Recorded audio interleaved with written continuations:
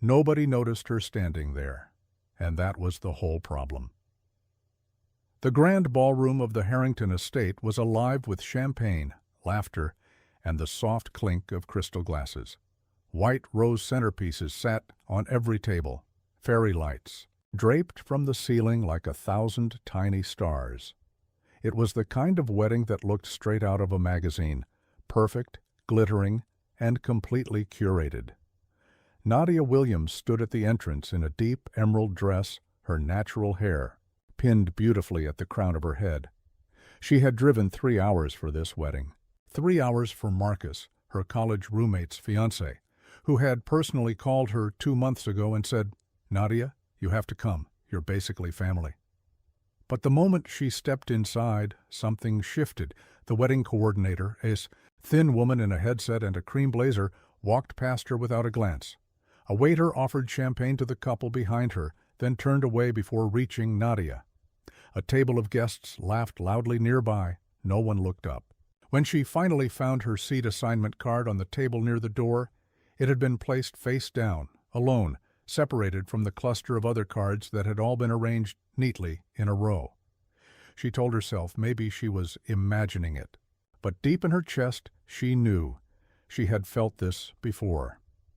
Nadia sat down at her table, table 12, all the way at the back of the room next to the kitchen door that swung open every few minutes with a sharp bang. She looked around. No one at her table had arrived yet. She was alone, invisible, at a celebration full of people. She pulled out her phone. She almost texted her sister. She almost got up and left. But then the ceremony music began, and she told herself, "Stay. You came for Marcus and Diane. Stay." The ceremony was beautiful, genuinely beautiful. Diane floated down the aisle in ivory lace, and Marcus, tall and broad-shouldered in his navy suit, wiped tears from his eyes when he saw her. Nadia felt her own heart soften. This was why she came. But then the reception started, and the invisible wall went back up. The photographer circled every table for candid shots. He passed table 12 twice without stopping.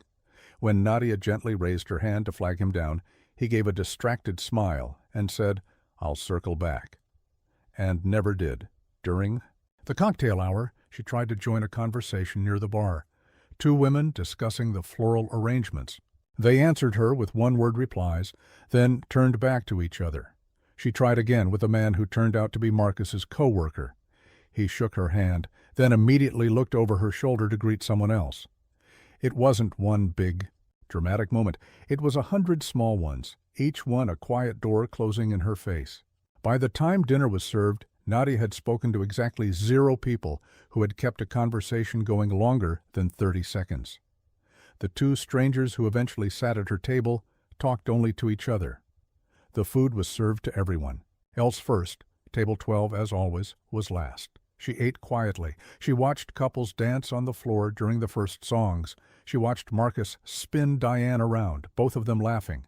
She watched the room be joyful around her while she sat in a pocket of silence so loud it was almost deafening. She wasn't angry yet. Not exactly. She was something worse. She was exhausted. The kind of exhausted that comes from constantly wondering, is it me? Am I doing something wrong? Or is this just what it always is? She had been the only black woman at enough events to know that sometimes rooms just don't make space for you. You learn to carry that quietly, or you don't go at all. She had chosen to come.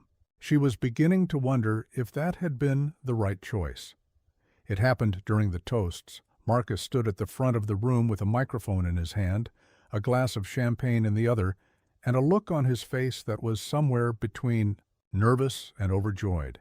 He thanked the families. He thanked the groomsmen. He said beautiful things about Diane that made half the room tear up. And then he paused.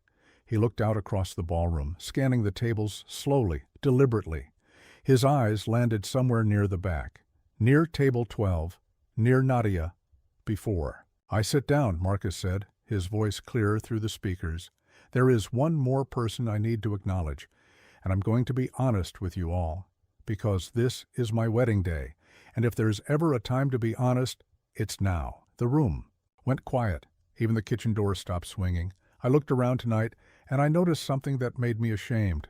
Someone I love is sitting alone at the back of this room, and this room has not treated her the way she deserves." Nadia's breath caught. "Nadia Williams drove 3 hours to be here today," Marcus continued, his voice steady but firm.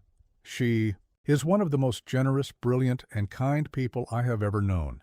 She was there for Diane and me before we were even engaged. She is family. And I am looking at her right now, sitting at table 12, alone, while the rest of us celebrate. And I want every single person in this room to understand that is not okay." The room was absolutely still. People turned. Eyes followed Marcus's. Gaze to the back of the room, to Nadia, in her emerald dress, her hands folded in her lap, her eyes wide and glassy. "Nadia," Marcus said softly into the mic, "I see you. I'm sorry it took me this long tonight to say it. Will you please come up?" "Here?" Nadia stood up slowly.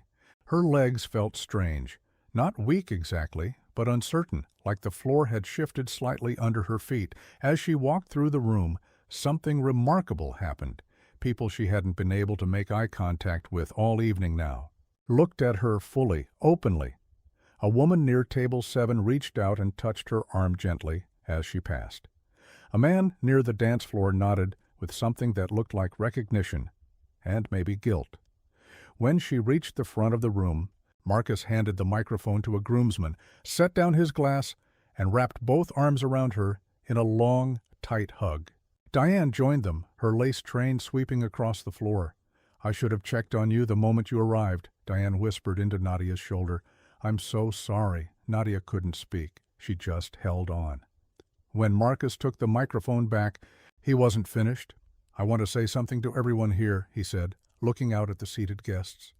"Not to shame anyone, but because I think we all know, whether we admit it or not, that rooms like this one don't always make everyone feel equally welcome.